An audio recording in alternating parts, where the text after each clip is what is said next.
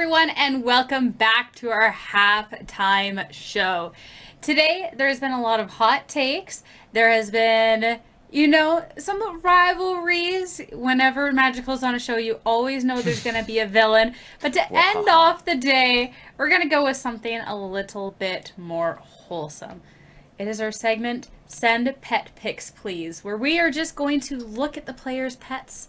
We'll make it a little game. We'll guess whose pet they are. But this is an excuse to just look at all the pets and have a good time. I even got my own cat for the segment. His name is Leon. I woke him up just for this, and he is very grumpy and unhappy with me. Is that the one that distracted you earlier? No, that's the other one who's laying on the floor, pretending that he is a complete angel.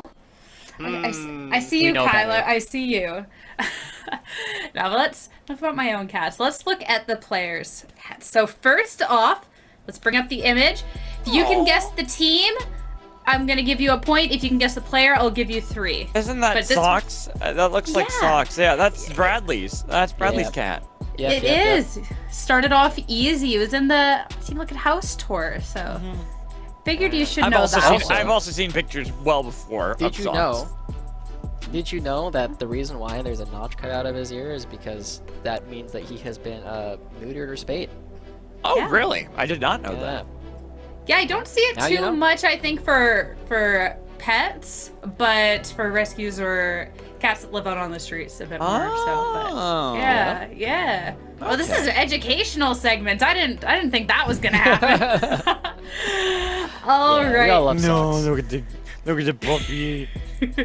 This is so cute. And when Kelsey was sending me the pet pictures before the segment, like, my DMs were just filled with wonderful pet pictures. But here we go. Try and take a guess at which team first off Stug's on.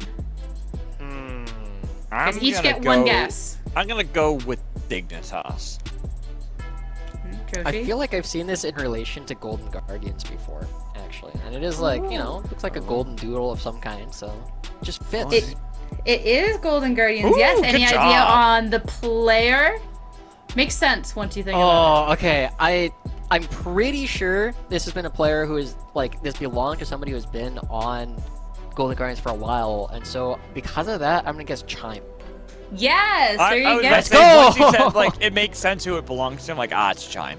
I knew that right away, too. Oh, Louis. Lewis. It's so cute. Louis? Yeah, I don't know why I see Louis and I'm like, yeah, no, this makes sense that this is Chime's dog, but it just... it does. No, it does. Just fits. Once you said that, I'm like, nah, that's Chime's dog. Sometimes you just know. All right, on to the next pet. Oh, look at that boy. Oh, I'm just like... I've seen this on Twitter before. Oh, who did this belong to? I'm just gonna go straight for the player. Is that Arrow's cat? No. Oh. Okay, I thought this was an Evil Genius's player. I think it was Tomio's cat, if I remember correctly. Not Tomio's. It is Evil Genius's, though. It's Surdy's cat. Peppermint. Exclusively, actually, Peppermint the cat in full. Wow. Gotta give some respect to the name. Chunk there. Love it. Well, little fun fact, Peppermint likes to walk on Surdy's keyboard during scrims. I have heard that from his cat. He's told me that in the past, that his cat does, but we never got into the showing pics of the cat or the cat's name. It's such an unimpressed face, too. I love that. Those are always the best pics of cats, when they're just totally and wholly unimpressed. Right. Next picture. It looks so cute, so wholesome. This is like a team dog. Team dogs in general. Dog. Oh man, who have team dogs? I know. Now I'm gonna go with FlyQuest on this. Yo, let's go. Yes. Hey. It's technically the general manager's dogs, but everyone in FlyQuest plays with the dogs since they're around the office all the time. Okay, so I was right. I thought that you were saying Josh was right. I'm like, no, Bunny. No, I just was trying to remember what teams had dogs. I know Team Liquid got one fairly recently, but I don't remember what their name is. Look at the little puppers. Oh, they're so cute. I love dogs. Hero. The little old ladies. So cute. So cute. All right, and then for our last pet picture. Love it. I'm a cat person. So precious. All right, I'm save, actually not sure save on the this meowing. one. They're little. You know, I gotta admit, it has a little bit of a derpy expression on the face. I'm gonna go with Immortals as a team. Nope. This is a repeat team. This is a repeat. Oh, it's a repeat. It's a repeat. Okay. Yeah. Okay. Is this one Tomio's cat? Nope. Does Tomio have a cat? Do I need to be asking Tomio? I think he does. Well, a lot of players he does. have pets. So. A lot of players are also cat people. Like a remarkable amount. This was something that Mazel learned last split. Is that like half of the players in Academy are not just cat people, but they say cats are their favorite animal. So I'm gonna go with a team Liquid Cat. Nope. I give up then. This one is Golden Guardians Acadian.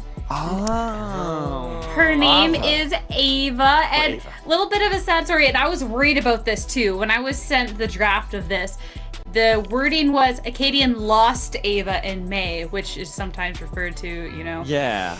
Maybe on. Yeah. No, actually just she escaped for a couple of days. Okay. They found her. It was all good.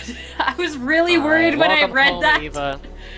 Yeah, So wait. absolutely adorable. This will be a random tangent really quick, but my sister, because I'm looking to adopt a dog in this summer, and so she was sending me some pictures of some rescue animals because we also believe in rescues, and so she sent me this one of this really cute husky named Sushi, which would be appropriate for me because I have a close relationship with Sushi. But it says, Sushi was adopted by a family member from the shelter. Her documents state the original owner passed away, so she was in a shelter. A family member of ours adopted her after losing his wife, and then shortly after adopting Sushi, he lost his life. And so it's just one of those sad things where I'm like, now I want to hug Sushi and just give her the best life possible. Poor Sushi, always looking for a new home. Poor Sushi. I also feel like that's a curse. I don't believe in such things. I don't believe in such things. Do not blame Sushi. It's not her fault. Magical's immortal anyway. We're not worried about him dying anytime soon. Yeah, you're stuck with me for a while.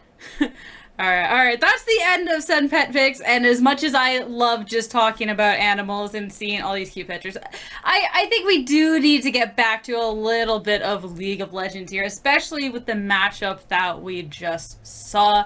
I mean, Magical, break down what we just managed to see in this first game. I mean, at first, it looks like it starts off really well from 100 Thieves. This play, getting Tenacity to the early kill. From there, I'm like, this is a 100 Thieves game emphatically. They're not going to relent any control. And then somehow afterwards, it starts falling apart briefly. There's these windows where Sligo gets a solo kill. Bot lane looks like it's going to get out of control as well, like right here. I believe this is the solo kill that happened.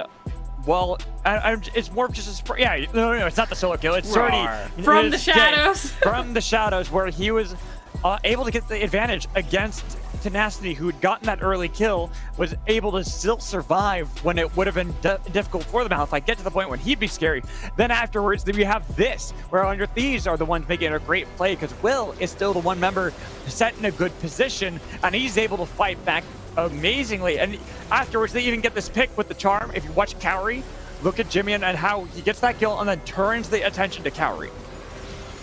Yeah, it's honestly really impressive because, like, even though 100 Thieves gave up a number of kills early on, they just had better macro play. They were in better positions on the map, and even though, like, their composition was, like, a little hard to play and very chaotic if they want to find some advantages, they just were always taking side lane structures every single time. They were outplaying in 4v5s, they were getting side lane turrets, they were getting more gold, and finally, it just resulted in a spot where when Serdi has no teleport, he can't match Tenacity.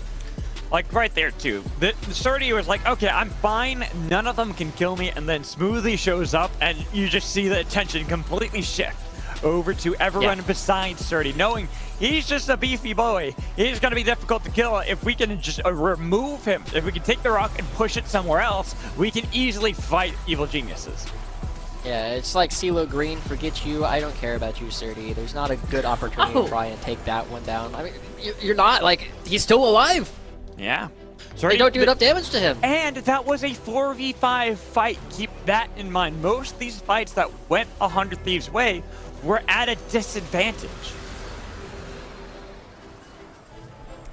So I feel like that's kind of it, right? It was almost just 100 Thieves, like, after making some laning mishaps, it was just 100 Thieves being better afterwards. And Yeah. it definitely felt like Evil Geniuses is running into situations where even now, as they go for a very different style of play, where Surdy's on a tank and they're looking to get bot lane snowballing, it's not necessarily finding the same kind of success. They had some decent success from Cowrie and Surdy early on in the game, but not necessarily able to convert it into even more success later on. And that's something that we've been looking at Evil Geniuses trying to finalize how they're actually going to get these advantages and turn them into wins since the beginning of spring.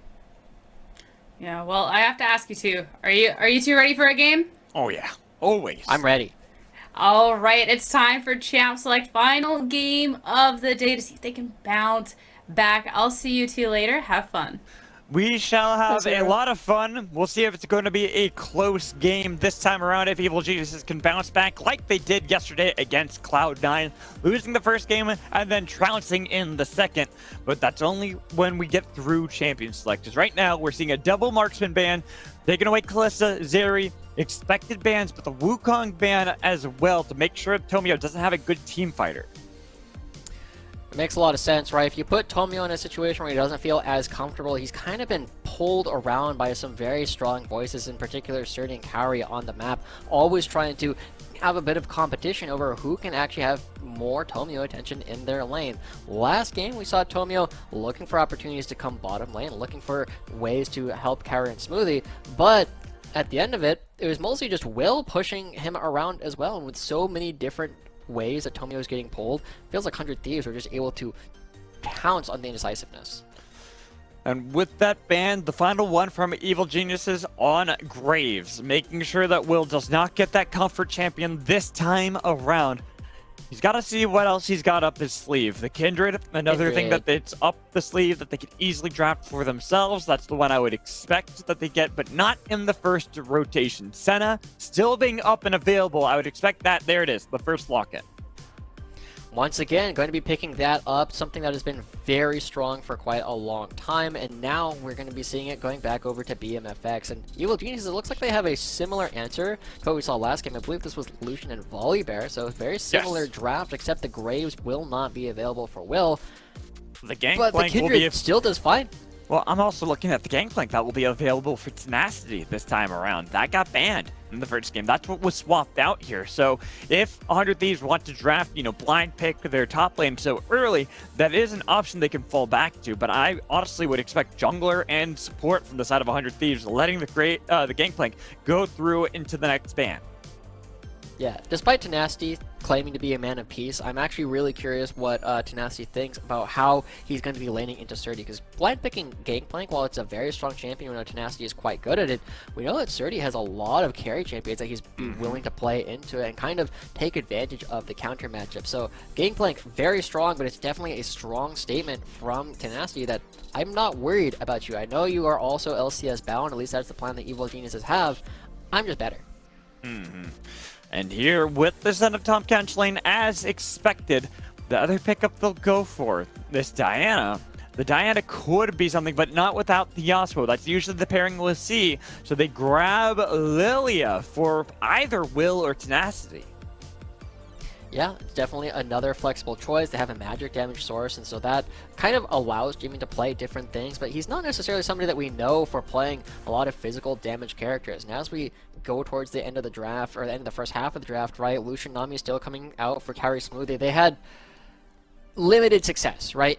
We have to call it a win, but we can't call it a total success from Cowrie and Smoothie, because they end up just getting pounced upon by Will often enough that they never really took that advantage further. But this time without that Graves, how reliable will Will be in this bot lane, transitioning leads that he got on the top side into the bot lane and trying to punish Cowrie and Smoothie if they overstep their welcome? That's only something we'll find out later into the game as we get into this part of the ban phase. Yone has been taken off of the table, but so has Camille, one of Surdy's strongest picks. And there's also the Gangplank band away, so Surdy will have plenty of opportunities, right? He still likes the Gwen, the Fiora is still available, he's played the Kale as well, so there's plenty of things that we know he's willing to pick up, as well as the Malphite, but there's still a lot of ways for 100 Thieves to just kind of challenge him up in the top lane. Last time we saw that Evil Geniuses went with the kill, gave Surdy the tools necessary to carry late game. Cloud9 kind of dunked on him. Let's be straight honest. Like, they didn't have a whole lot of opportunity to do much because he was just constantly being dove by Darshan and Cheatham. That's why I don't expect the Kale to be drafted, at least not in this position. There is always a world where it gets drafted as the last pick, the final pick, which is something 100 Thieves will have to keep an eye on. But I expect this draft right here to grab Saligo. For Evil Geniuses to see if they can maybe go to the Zoe. The Zoe looked strong, but instead, it's a Swain angle. Let's go. We had this yesterday, and we're getting it again today. Yeah, we definitely saw his Swain later on, and it was in the game that they won. Now, it wasn't the biggest reason why they won, right? It was mostly the fact that Kairi was popping off on the Ezreal, but Swain is a cool champion and has a lot of sustain, especially after the Grievous wounds kind of get nerfed down a little bit. So, oh my gosh, this has also been a great counter pick to the Swain ever since it started popping up. It's because you take it, and it's yours now. You have so much sustain coming through on the 100 Thieves side. There is so much need for Grievous Wounds on Evil Geniuses. They're going to have to build it really early, otherwise 100 Thieves will just take these fights going on for forever and grind them out. But I want to go to the point that you said, where Grievous Wounds, where you saw was one of the big things that actually got a sizable nerf on 12-11, making it a lot more difficult to actually burn through a lot of, like, cutting the healing for someone like an Aatrox, someone like Lilia, someone like Sylas. Well, you grab the Tryndamere to try to see if he can bring the fight in the top lane back to tenacity. I'm just looking at the mid game and how much they're going to heal up in all of these fights. Yeah, it's definitely a worry for Evil Geniuses that they just will not have the damage to deal with Tahm Kench's healing, Senna's healing, Sylas' healing, Lilia's healing, Aatrox's healing. They will just have so much extra HP to play with, and walking into the Volibear and the Swain, who effectively becomes a melee champion when he's ulting, it'll be very difficult for Evil Geniuses to create enough space that Aatrox won't be able to continue hitting everybody with these Qs, and with the Gore Drinker on at the same time, like, we know how much HP they will be able to get back. So Evil Geniuses are now looking to flip the switch. It has to be Surdy in the side lane, taking control and looking for opportunities to split push. And falling back onto that kind of gameplay style, it worked for 100 Thieves in the last game, but do Evil Geniuses have that same kind of macro awareness to get those advantages against 100 Thieves? You're making a face, and that's kind of how I feel going into this one, and whether or not that's going to work out, but we'll only find out on the Rift. I've said this a lot already, but we got to dive into our final game of Week 2. 100 Thieves Academy have the advantage at 1-0. Evil Geniuses, they've drafted Swain here, something that they did last time and found great success against Cloud9 with. Yeah, and he has the Ghost as well. Yesterday we saw him go for Imperial Mandate plus the Rhyolize in order to get all the damage procs for himself and everybody else whenever he was in range with that Drain. But you don't have to do it. There's also like Leandri's builds. I feel like they need a little bit more damage than the Imperial Mandate will provide. And Evil Geniuses will be pressed to find advantages early on. Well, Saligo did that in the previous game. It was Zoe versus Ahri, a little bit of a better matchup than the Swain into the Sylas, because Sylas at level 3 just wakes up. Exactly, and that's where he can just heal. The Drain tankiness is on the other side. Jimmy can it's Jimmy and Sylas too. This is another champion that he's piloted extremely well. That and the LeBlanc are always the ones that I look towards Jimmy at being this fantastic player to carry the games on his back. And against Swain, that is a great ult to steal away. And he's got other good ones too, right? He can take away the Tryndamere ultimate. The culling is fantastic. The tidal wave, he's got AP ratios on it as well. So there's a lot of great opportunities here for 100 Thieves to deal with what Evil Geniuses have thrown up. And I remember when Jimmy first played Sylas, it was the first champion I remember seeing him and I was like, oh man, this guy can make plays. I didn't think he was capable of it. Well, it's also because we didn't get to see much of Jimmy at that point. Now we've gotten to know Jimmy, and we know the power this PCS mid laner can bring to the table. But right now, he has still got to reach that level of level 3 if he wants to battle effectively against Saligo. And he still needs to get there, right? He's getting pushed away. Not really surprising, Saligo has more range. He does spot Will, as Will is moving towards the top half of the map. So You know, at least Evil Geniuses have a little bit more information to play with, but similar situation here in the bottom lane as we saw before. Kaori smoothly getting this big wave to crash, and Tom Kench is not the easiest champion to CS with under turret while you're getting poked by 2 ranged champions. Well, I feel like this is a better situation for Evil Geniuses. It's the exact same matchup you had last time that Kaori and Smoothie really punished in lane and made sure that they were always in control, but more so looking at the junglers. The fact that they are even at this point in the game. Last time it was Will gaining so much advantage on Graves, and he has not got that impact. He's fully clearing the camps, and this is allowing time for Tomio to potentially look for an early dive. Yeah, this might be a little bit late. I think he's first looking for the Krug, sees that they're not up, but this is a bold dive. This is, and they're going to be able to get the stun. Wow, they blew up BMFX, and Bootsio will fall. Double kill clean. gifted early to Kaori.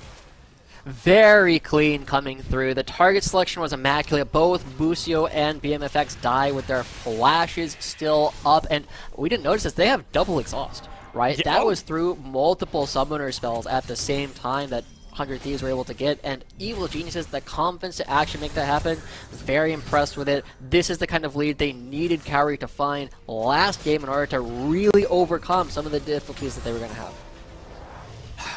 Getting those early kills onto Kaori, we gotta take a look at this replay. You called it out. It was a clean dive. Yeah.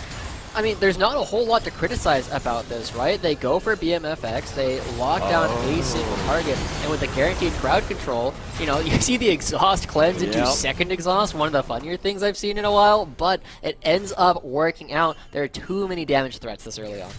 And they just eviscerate BMFX. He was blowing up so quickly that Busio was just suddenly like, wait a minute, I didn't realize this was a 1v3. So we'll see if they can do better, but... That was disgusting. Even with Will in the area, I'm a little worried for the bot lane of 100 Thieves, because they look like they're about to lose a 2v3 even with Will there, but he's sitting on top of a ward, and Kaori, he's waiting to bait him in.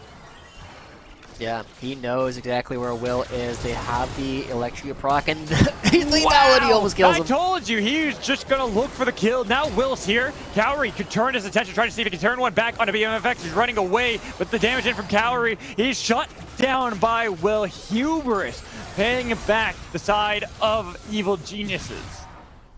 It was so close to actually finding the kill, but Sturdy Tenacity on the opposite sides. But this is going for Tenacity this entire time. He's been winning this matchup against Sturdy, constantly bullying him. Look at the health bar between the two teams. And even there, Sturdy tries to dive back in, but he takes a chunk of damage from Tenacity and nearly almost gets caught out by the third proc of Darkened Blade. Yeah, Tenacity doing a good job thinning the wave to make sure he can get a bit of a freeze set up, and so he's winning the skill matchup here. That's really exciting for 100 Thieves, and the fact that they even get the kill in the bottom side is quite remarkable. The fact that BMFX lives with just a sliver of HP allows him to actually contribute some slows and some damage in the upcoming fight, so good stuff to BMFX. He says he's not a great laner, but, you know, despite the early mishap and the early dive, still doing fine. But I also think that it is pivotal to give that shutdown over to Will. Because Will can now translate that lead elsewhere. He can look to make plays in the top side, try to make sure they can gain a kill advantage for Tenacity. So he set up for the split push. Look mid, make sure Jimmy, who's now past that little difficult stage that he had against Swain, is going to be able to reign supreme in mid lane. Yeah.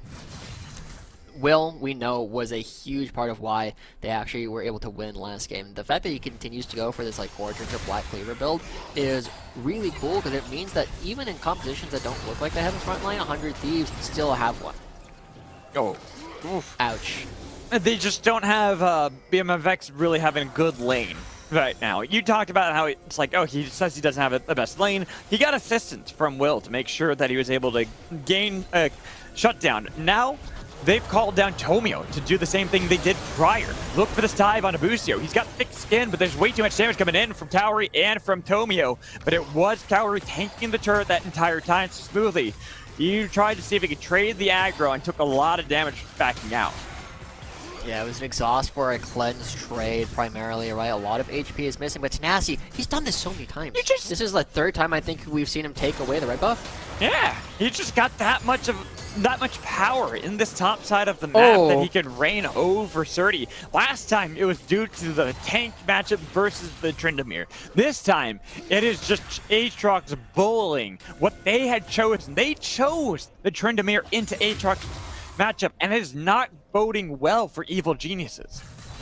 No, and the fact that Tenacity is just so willing to do this, it's kind of been like a forgotten art in League of Legends, right? A lot of top laners haven't been willing to do this, but this is something that used to be incredibly common. This is how top laners used to win back in like season 3, 4, and 5. You would win your lane, you would get pushed, and then if you ever saw the jungler, or even if you didn't, you would just go, hey, I'm gonna go fight him, I'm stronger than him, I'm a laner, I have more gold. And Tenacity has done that multiple times. This isn't the first person he's done it to, constantly taking things away. He and Jenkins have both been re-pioneering this in the North American scene. Something that we've been missing from our top side of the map. Tenacity being back in the league with Jenkins as well. Both of them powerful laners in their own rights, allows for a lot of pressure. But here in the bot lane, it looks like it just might be an attempted 2v2 dive with BMFX still surviving. The knock up onto Cowrie. He's getting a lot of damage with the lashings that he's taken from Busio. Flashed in, kills them. Boom!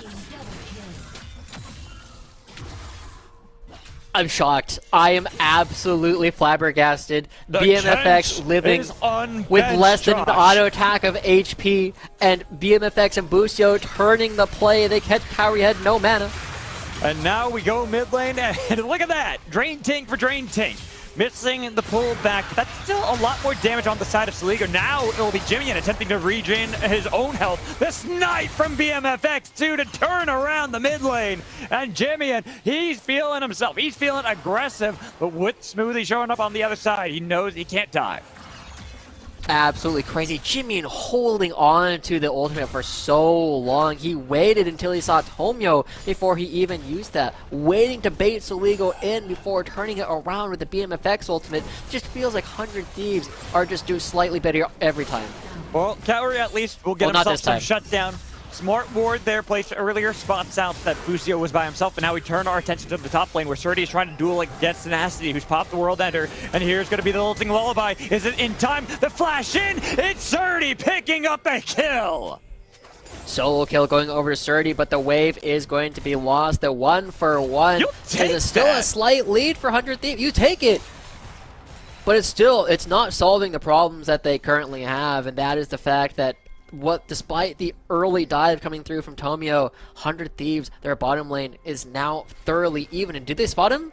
They spotted him. Oh yeah, they 100% spotted him. So Tomio now taking the brunt of the damage. He has that Stormbringer ult if he wants to get out of dodge, but holds up on it the entire time, instead ceding the control of the bot lane back over to 100 Thieves.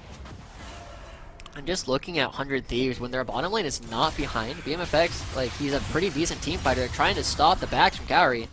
Well, now we turn our attention back to the mid lane. And Josh, this mid lane is starting to go exactly the direction you had called out, where early on, Swain gets those advantages, but after some time, Silas is just too much to deal with.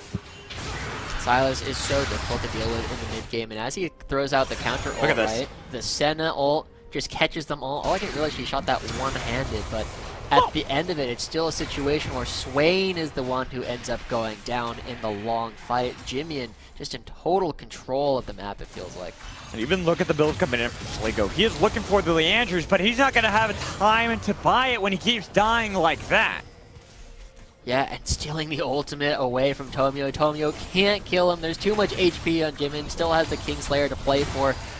Just winning with the help of the rest of his team. A little help from my friends. 100 Thieves taking down the mid lane turret. And if Jimmy gets unlocked and he starts looking for the side lanes, Evil Geniuses, they're just losing out a lot. Look at the fact that Tomio's down 30 CS again. Tomio does his best to make sure the full turret doesn't fall. But Jimmy, he has that ult available. He could look for the dive onto Tomio. The Sky Splitter shield for Tomio is not really that much if you consider it, but Jimmy, instead of waiting for his opportunity to kill Saligo again and gain more of a control, he's already at 1,500 gold over Saligo. Silas is going to be absolutely nuts in this game. We already talked about how much like healing was going to come through 400 Thieves. When Silas is ahead, it becomes a massive problem. Well, here's Silas. The same thing as Tenacity. There's the ult away, and there's Roar. the ult back. The roar's being brought by both sides. The flash from Tomio keeps him alive, but look top lane now. It's Surdy. Not realizing Will's in the vicinity. Well, the chain's connecting to the bot lane. Going to be able to get the knock up on top of Smoothie. They've got a lot of damage back onto Busio. Cowrie has been free firing this entire time, getting a lot of damage onto Tom Catch, but here comes the cleanse. The flash in with the last embrace. Chain double kill again for the Catfish. Another 2v2 double kill, but here we go top lane. Top lane, lilting lullaby, but it's underneath the turret, so Surdy could get a lot of damage back onto Tenacity. There's the World Ender, waiting for Saligo to show up just in time. He pops the ult, looking to see if he can drain tank his way out of this one. But it is looking dire. He was a little too late to actually join the party. The pull back in on Tenacity, the turret finishes him off. He gets one, looking for more. Runs Yeah, out. the thing is, can he? The chains connect. Jimmy is back in the fight. Now that Smoothie's shown up, maybe he can. And that is shut down gold for Saligo. Probably didn't realize that Will was out of mana. They didn't have enough resources to go for the fight, but that's pretty good for Evil Geniuses on the top side, right? Saligo can be a rock in these fights. He can just stand in the middle of the team if he gets far enough ahead. But the mid lane turret going to be falling. Busio and BMFX finding yet another 2v2 double kill in the bottom lane. And Busio now with 4 kills. He's got the mythic completed already as this farming Tom Kench. He was down 30 CS earlier. That's a fat catfish, because you could see here in this last battle. Fat fish. I mean, look at this. It was a nice change into the knockup. Yeah, and this is something that makes the Senna Tom Kench so spooky, right? Is if Senna lands any of these fruits and she can fish for them, it just makes it so easy for the Tom Kench to follow up with the damage, to follow up with the knockup. But at the same time, this is much more calculated. They're going for the play. They know that they just need to get his ultimate out, and then they can look to kill him afterwards, because Surdy doesn't have the damage. No, and they end up getting the kill on a Surdy. Even if they do trade back to back, it's a global 2-for-3 trade in favor of 100 Thieves. While they lost out on the Dragon, Tomio, realizing that there wasn't much else he could do on the map, went for that objective, and now it's looking like he wants to pressure this mid lane. Gets the Everfrost out, but they've got Jillian's number.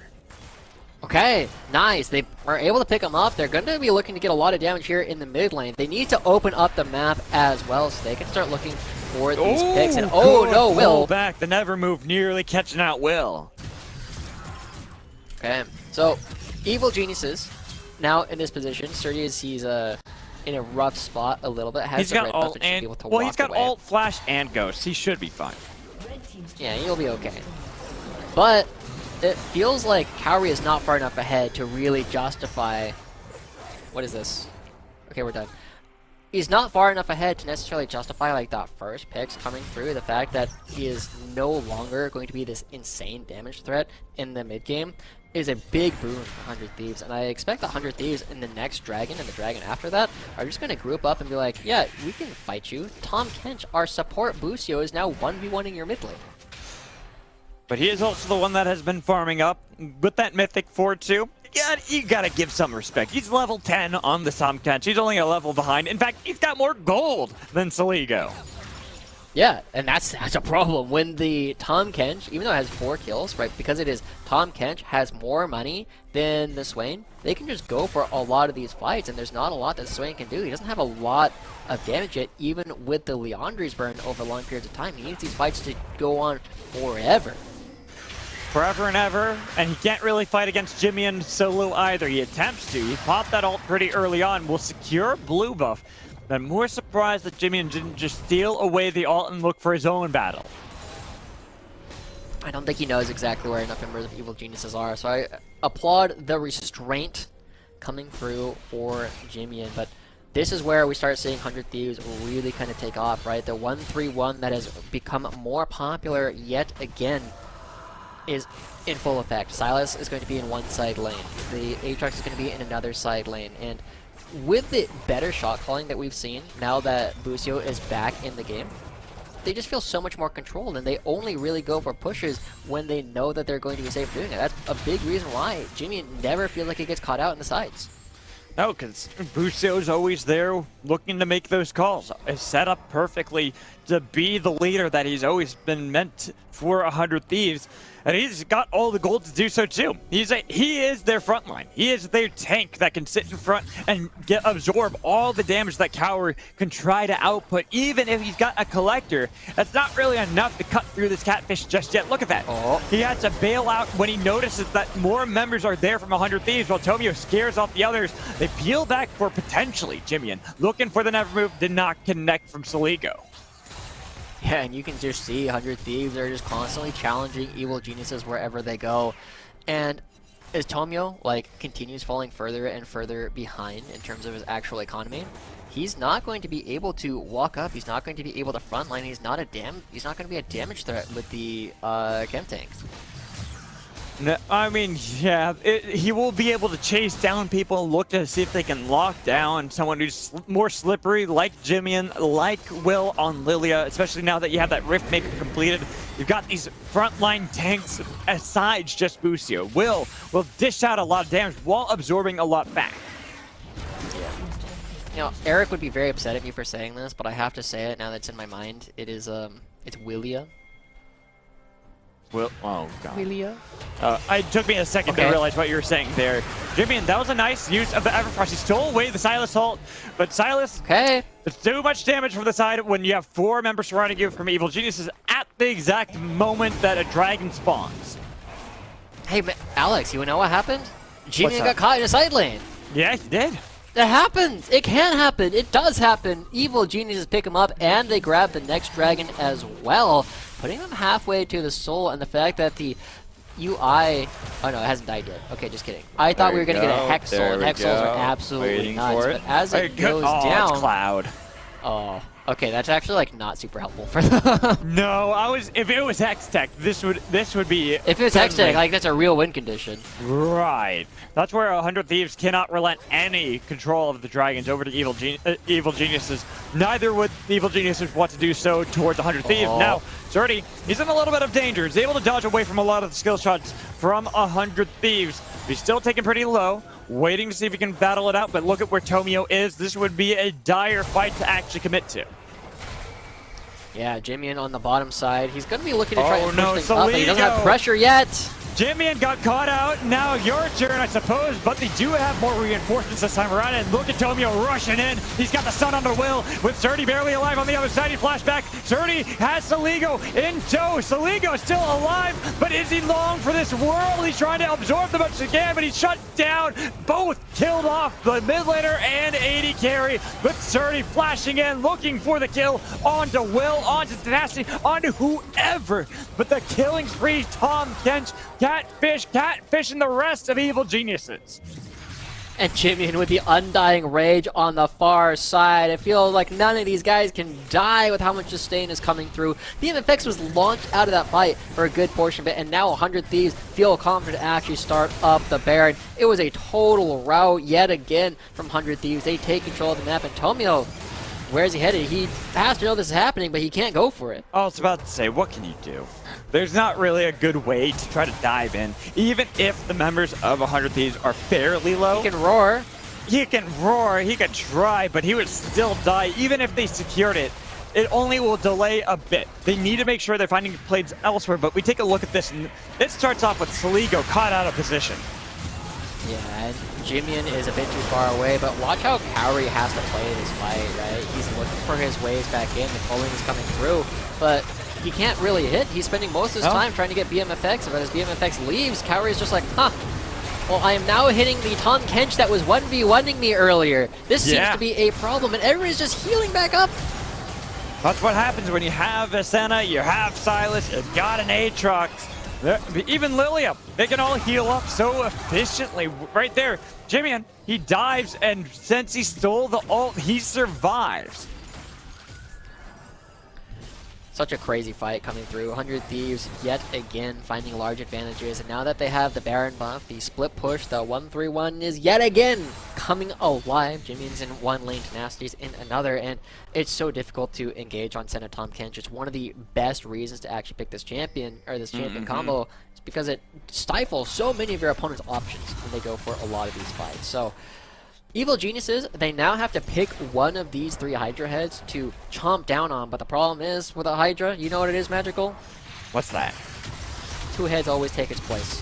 Yeah, that is true. And now Surdy battling against Jimian with the Baron empowered minions wailing away at the tier 2 turret. Same within the bot lane. You called out the pressure, the 1-3-1 that was attempted. Now it's a 1-2-2. They crash minions into both top and bot. 1 turret does fall, while the other 2 will stand. But that's the thing, right? Evil Geniuses are like, we could go deal with that. We could bring all of our members to bear, but then the other 2 Hydra heads, the other 2 lanes will just hit these structures. And now, like, Tomio with no stun doesn't present a lot of threat. No, he doesn't. He can't even get back into the backline. The calling coming out, getting a lot of damage onto BM Effect. This seems like it might be their time to shine. They've got a lot of damage onto BM Effect and onto Busio. They can cut down the Catfish and get a shutdown, but he flashed away to be able to survive. It's going to be BM Effect. Starts to fall into the grave, but Tenacity now being the target that they can get. They've got the kill. Smoothly somehow picks it up. And without Jimmy in there, he was fully fighting with Zerdy on the sideline, taking a turret. It leaves Busio out to dry. Should be new by the rest of Evil Geniuses, even if he's got the TV behind him. And a couple low health targets on the side of Evil he's got a dying rage. Thieves are dying in. They're trying to see what they can get with that undying rage on Jimmy. And they've got so far. Nami Cowrie is still barely holding off to his life. Oh no, but Jimin's not done. He's looking for Soligo. They never kill him. He could try the Vision of the Empire too late, and Will spots out Cowrie. Jimian 1 against the world. He goes golden and Zerdy. He's got a bit of damage. Jimian, he turns around the dire fight again. 1v3. Should be able to pick up a triple kill. He flashed for it, the chain slash. Not enough damage on Atomio, but that should be the absconded abducts an ace for 100 Thieves. Jimian on the silence is unparalleled, man. The first thing I remember seeing about this was he flashed a wall. He came in, he found like a 1v3 triple kill, and he's doing it again on the same character, Alex. He just goes in the teleport after almost all his team is dead and is like, yeah, I got this. What about it? There's no big deal. I'm going to be able to win this anyway. He is so strong at this point. 7-3-2. He stays alive against the against the Swain, against the Volibear, against the Tryndamere. This is the kind of player who is the most valuable player from the PCS. This is the kind of player who is the most improved from the same region. He's willing to make these plays and dance around so effectively as Evil Geniuses try and escape. When they even realize Evil Geniuses can't focus on a Jimian because of that Tryndamere ult that you had called out. It's difficult to actually turn their attention, but we go back to live, and that's a lot of damage coming in from Cowrie onto Tenacity, but the healing they have on their side, it almost kept Tenacity alive. Yeah, and Tenacity, we said we had sky-high expectations. He's not necessarily having the best game, but Jimian is more than making up for it, looking for Soligo with a 2-level advantage. Already getting the demonic attention out early from Soligo. Sure, the Drain Tank for Drain Tank is going off in the top lane, but Tomio wants to break that, get some damage with the healing in from the King's Slayer. Still keeping Jimian going. He's got a lot of damage that he's been able to absorb with the help of the demonic ascension that he stole away. The Supernova does not go off in time. And with a shutdown gifted over to Cowrie, Evil Geniuses might just be back into this game. The chaos of this game, yeah, they're catching Jimian out in a side lane twice in one game. I didn't think it was possible, but Evil Geniuses, they're fighting back. They get another turret. They're catching Tenacity too far. They're catching Jimian too far, and suddenly it feels like 100 Thieves are almost suffering from success.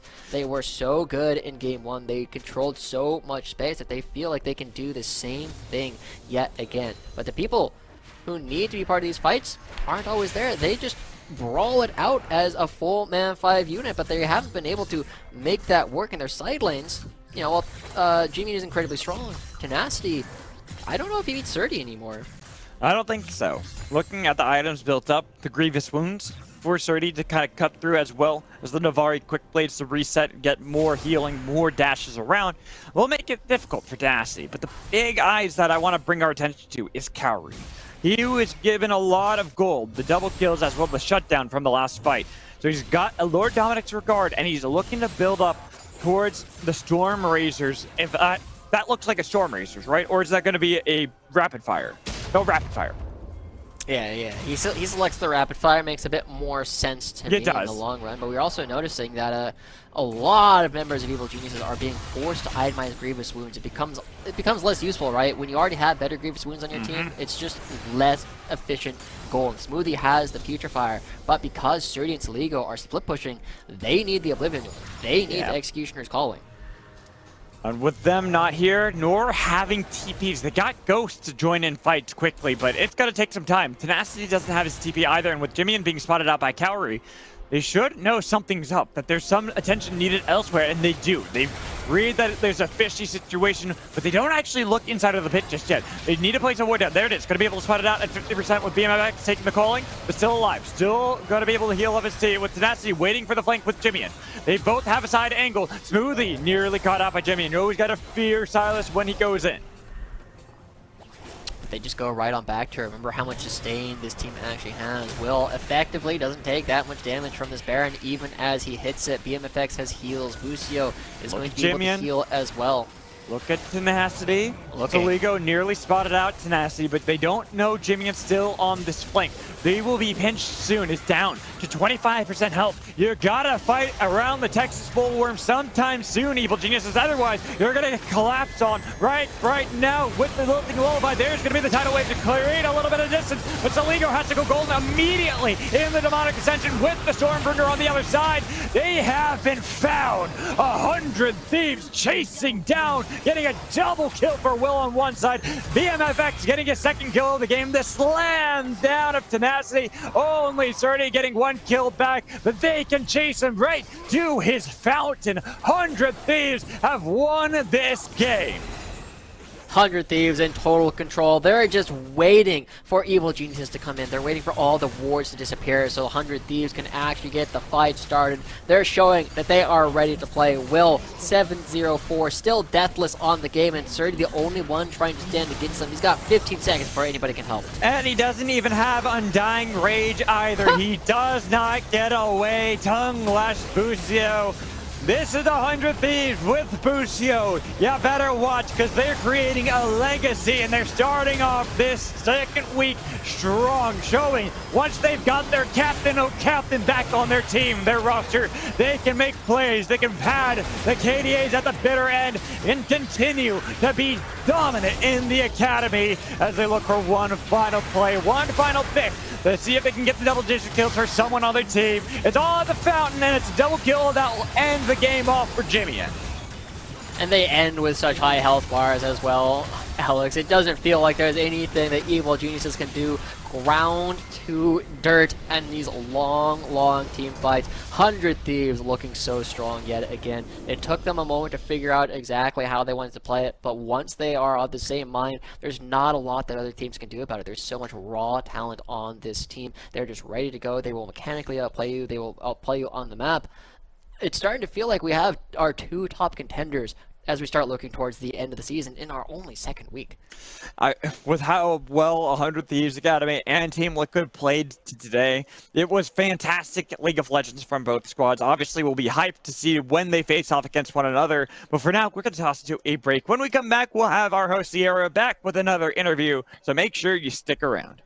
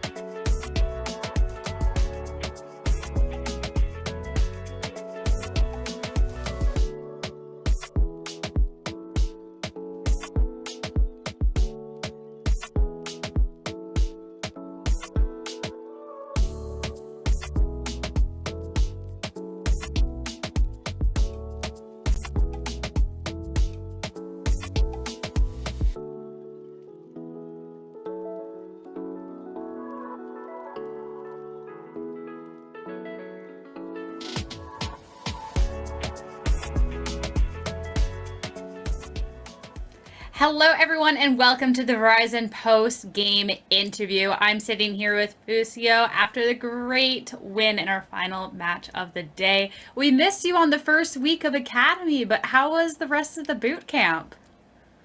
The boot camp was pretty good. Definitely the Korean solo queue was really aggressive, a lot of fighting, so I'm all warmed up for Academy.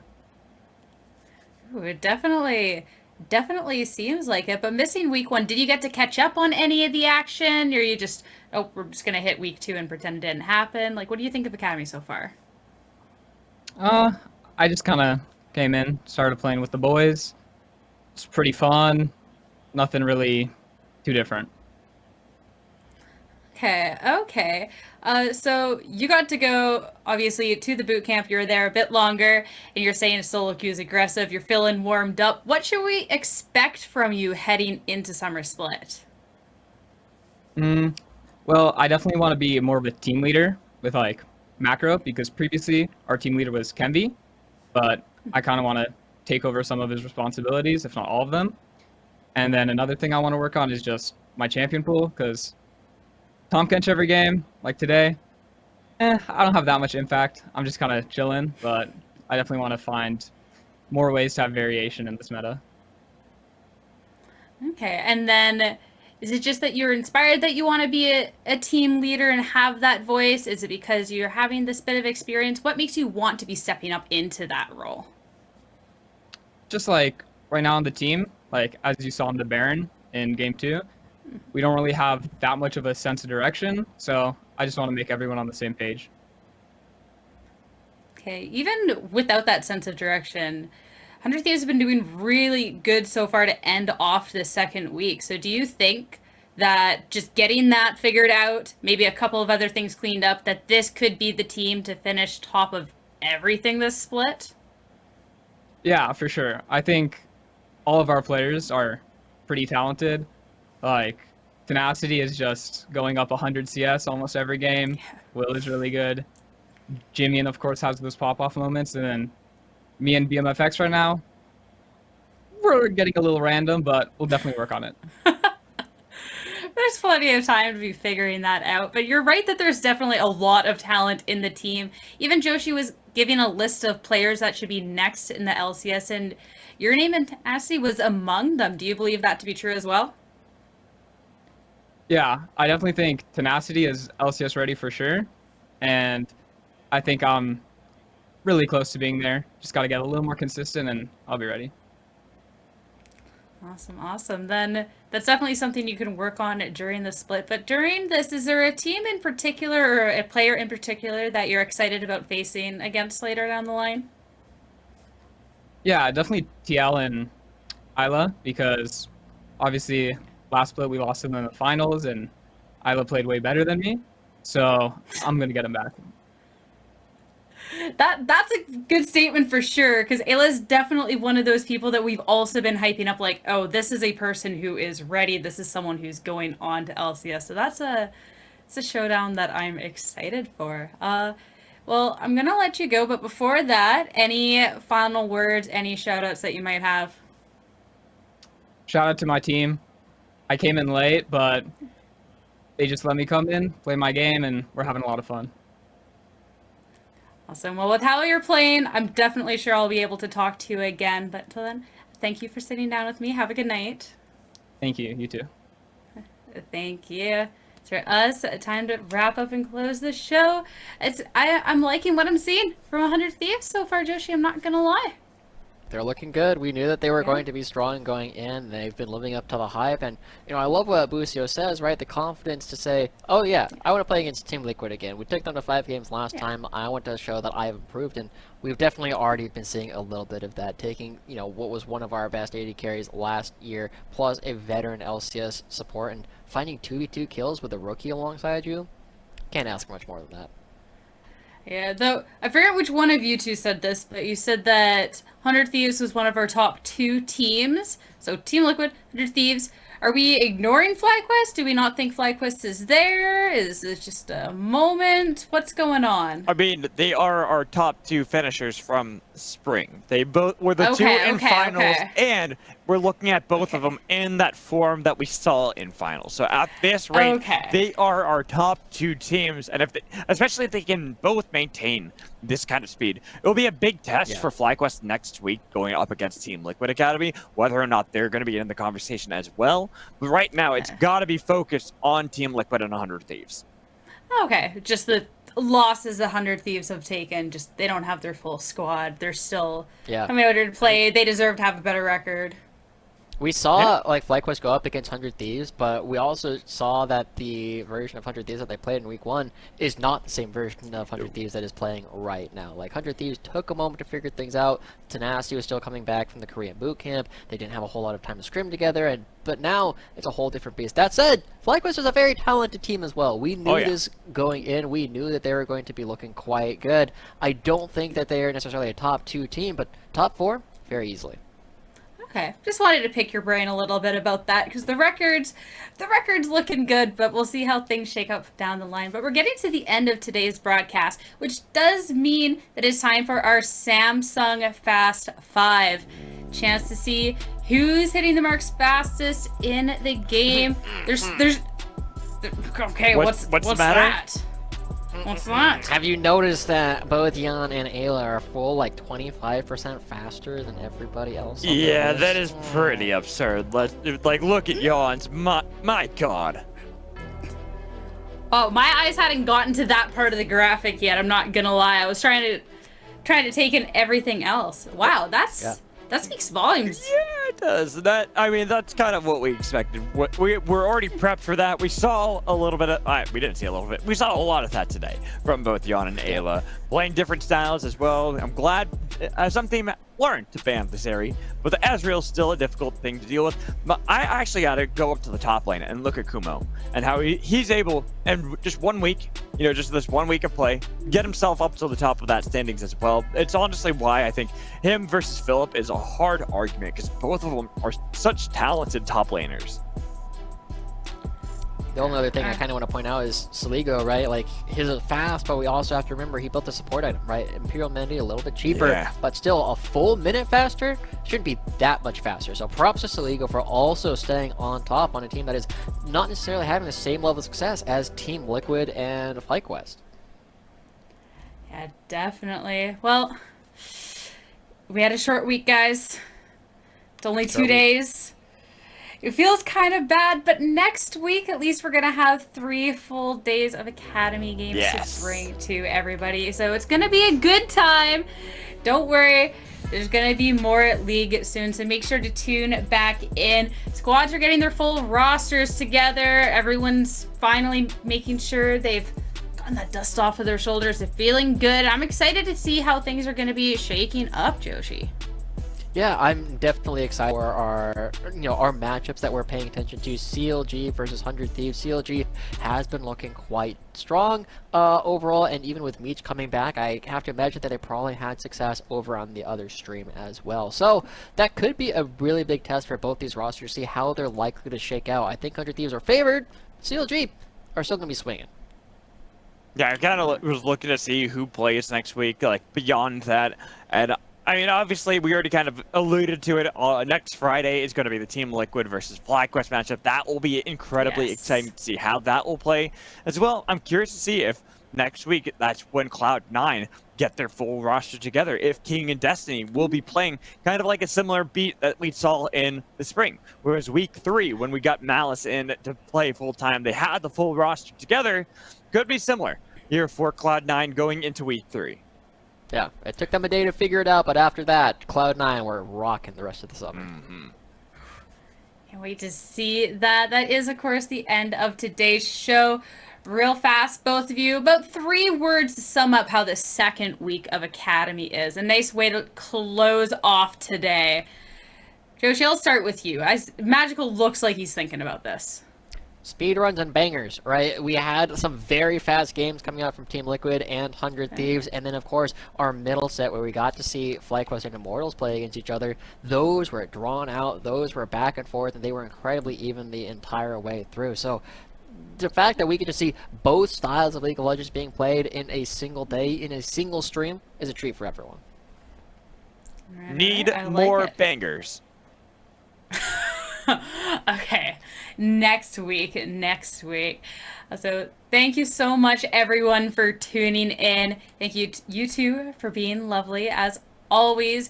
Huge thanks to production and massive shout out to Kelsey as well for making sure these segments that we had for our halftime shows, getting these hot takes, the pet pictures. You are a blessing. Thank you so much. Thank you all so much for tuning in. Cannot wait to see you next week for some more Academy action. See you then. Bye, Twitch chat.